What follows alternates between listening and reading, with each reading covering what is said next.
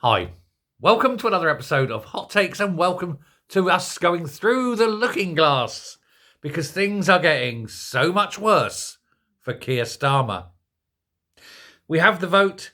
All those Labour MPs vote against an inquiry. And then the King of the North, Andy Burnham, comes out and says, actually, you know what? We need an inquiry. And this, of course, has put the cat among the pigeons. Starmer has come out and sort of slagged off Andy Burnham and said he doesn't know what he's talking about, blah, blah, blah, blah, blah, and causing this rift in the party. Burnham has an awful lot of support.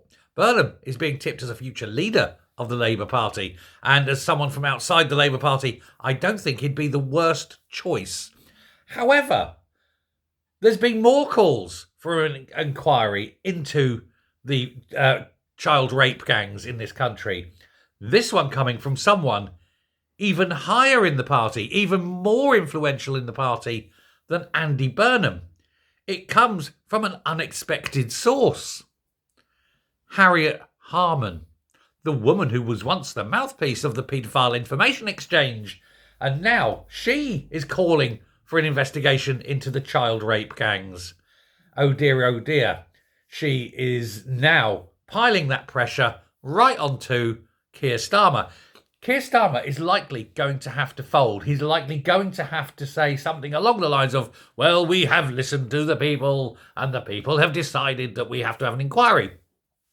And thus alienating all those MPs who he three-line whipped into voting against the inquiry, much to the anger and annoyance of their constituents, no doubt. These MPs have to go back to their constituencies and explain, well, yes, really, I did want an inquiry, but I was too craven and I daren't stand up and actually do the right thing.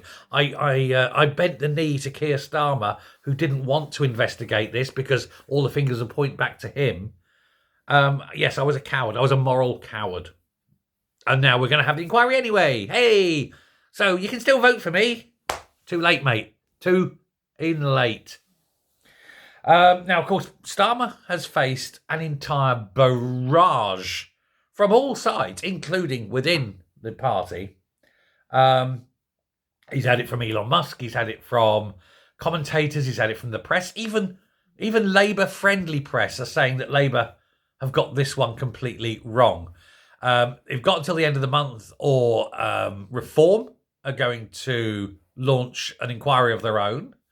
And it's going to be politically humiliating, I think would be the word for Starmer if that happens.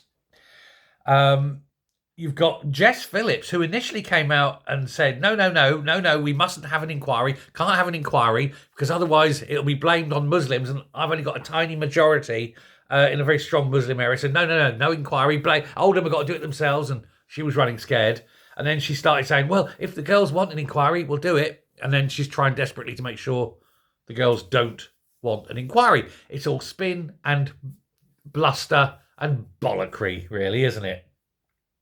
But this is now escalating into an even bigger row. Labour thought if they vote it down, it will go away.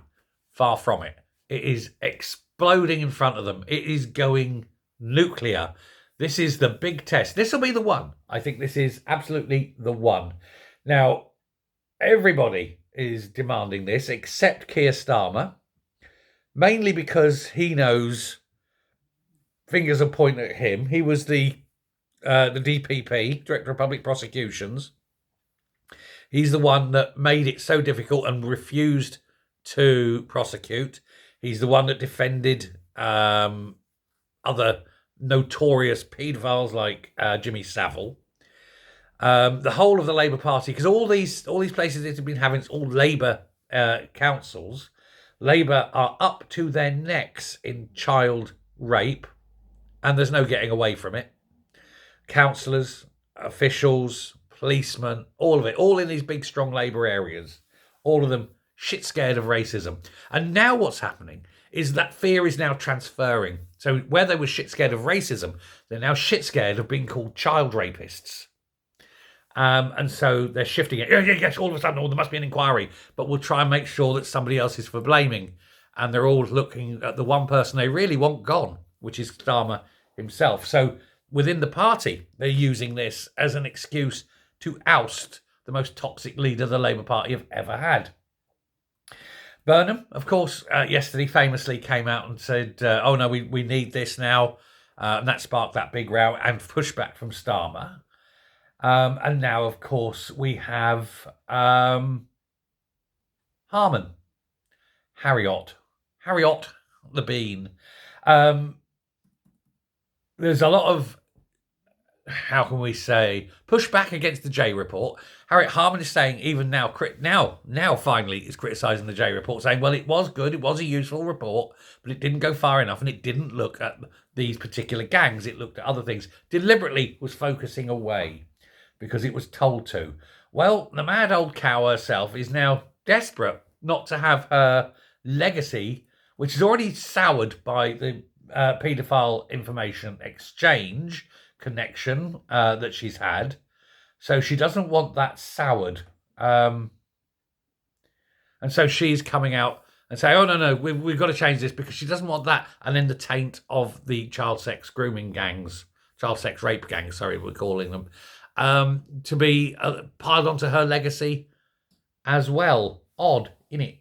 It's very, very odd that she is suddenly aware, shall we say, suddenly very aware of what this is looking like. It's almost as though she doesn't want,